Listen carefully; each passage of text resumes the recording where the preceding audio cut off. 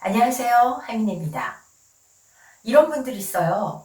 책을 좋아하는데요. 도통 읽을 시간이 안 나요. 영 책값이 만만치가 않더라고요. 전요 조그만한 백 들고 다니는데 책 너무 무거워서요. 자, 이런 분들 이북은 어떠세요? 오늘은 이북을 효과적으로 잘 읽고 활용하는 방법에 대해서 꿀팁까지 챙겨드리겠습니다. 같은 책이지만 종이책과 이북 다른 점이 많죠. 우선 가시적으로 종이책은 종이로 만들어졌다. 그리고 이북은 디지털 매체를 통해서 읽어야 됩니다. 스마트폰이나 탭, 크레마나 킨들 같은 이북 리더기도 있죠. 그런데 이 이북이 현대생활에서는 참 편한 점이 많습니다. 일단 이북은 휴대가 편하죠. 저도 여행이나 출장이 한참 잦았을 때 이 이북을 읽기 시작했는데요. 그냥 스마트 기기 하나에다가 보고 싶은 책들 쭉 다운로드 받아서 수시로 읽고 싶을 때 이 앱을 열어서 들춰보기만 하면 됩니다. 나는 평소 이동이 잦은 업무를 한다. 또 여행도 자주 다니는 편이다. 이북 아주 효과적으로 활용할 수 있습니다. 가격 면에서도 종이책보다 이북이 조금 싸죠. 한 20%에서 많게는 30% 경우에 따라서 다 다른데요. 아무래도 종이라는 자원이 들어가서 만들어지는 여러 가지 프로세스상의 품이 줄어들기 때문일 텐데요. 사실 개인적으로 저는 지금 한 30% 싼데 그것보다도 더 내려가야 되지 않을까. 책 좋아하시는 분들이요.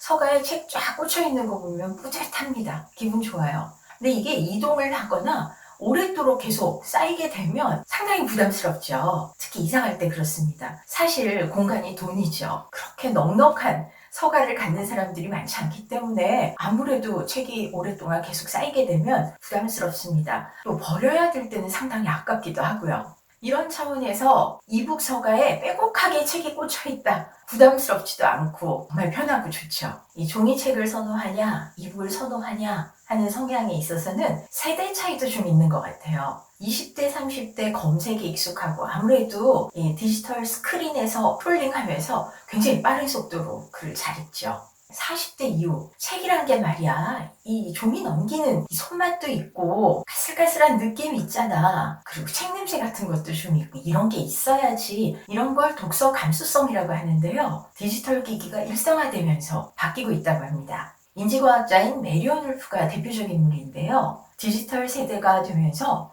우리 뇌는 변했다 주장을 합니다. 쉽게 말해서 우리가 디지털 환경에서는 짧은 단문들을 많이 쓰잖아요. 그러니까 빠르게 읽어서 핵심만 파악하는 거에 뇌가 익숙해지다 보니까 긴 호흡으로 문장을 읽고 깊이 있게 쭉 빠져들면서 생각을 해가면서 읽는 거에 상당히 당황스러워한다. 뇌 가소성 들어보셨죠? 뇌가 어떻게 사용하느냐에 따라서 뇌를 사용하는 방법이 바뀌고 결국 뇌 자체가 바뀐다라는 이론인데요.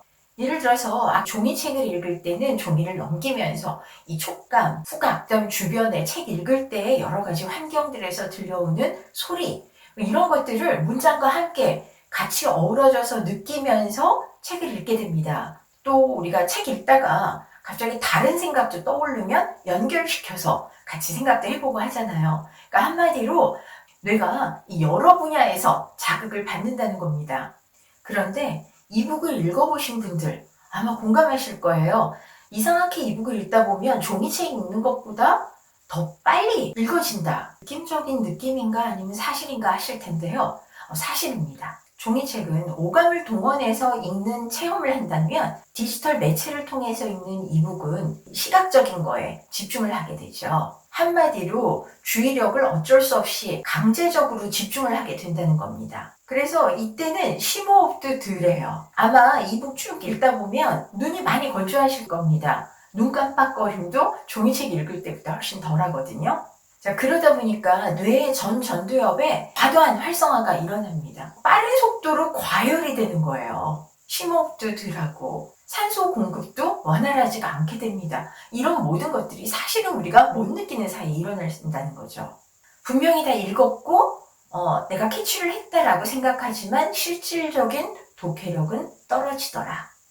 자, 그렇다고 이 종이책을 읽는 것만이 정답이다 하기에는 아무래도 무리수가 따릅니다. 상황이 너무 어렵죠. 초등학생들 교과서가 전자책으로 되어 있습니다. 참고서도 탭을 통해서 보는 이북 형태죠. 이렇게 환경들이 죄다 디지털화되고 있는데 종이책을 읽어야지 머리가 좋아지니까 계속 종이책을 읽어.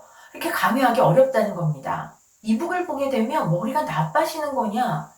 그것도 꼭 그렇다고는 얘기할 수가 없어요. 뇌는 우리가 어떤 영역의 이 회로들을 사용을 하다가 다른 분야를 자극을 줘서 사용하게 되면 그렇게도 또 활용을 할 수 있습니다. 그러니까 회로가 바뀌었다는 게 머리가 나빠지는 거다 이렇게 말할 수는 없다는 거죠.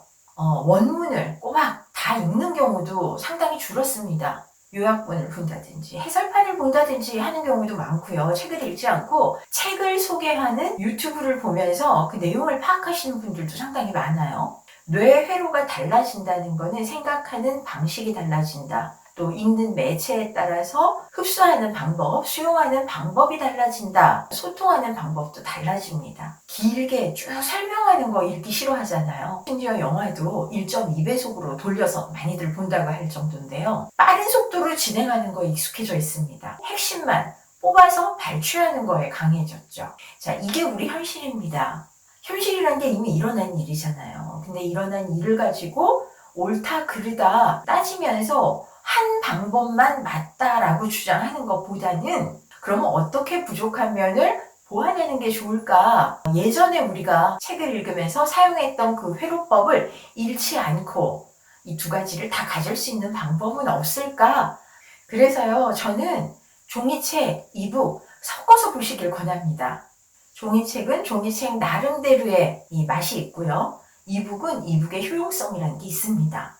인지심리학자들에 의하면 이북은 빠르게 기억이 들어오는 대신에 오랫동안 남지는 않는다고 하니까요. 일단 이북을 읽은 다음에는 이 읽었던 내용들 정리를 해두는 게 기억력에는 상당히 도움이 되겠죠. 이북을 계속해서 한두 시간 이렇게 보시다 보면 머리가 띵하고 심할 경우에는 약간 구역질도 나고 두통이 올 수도 있어요.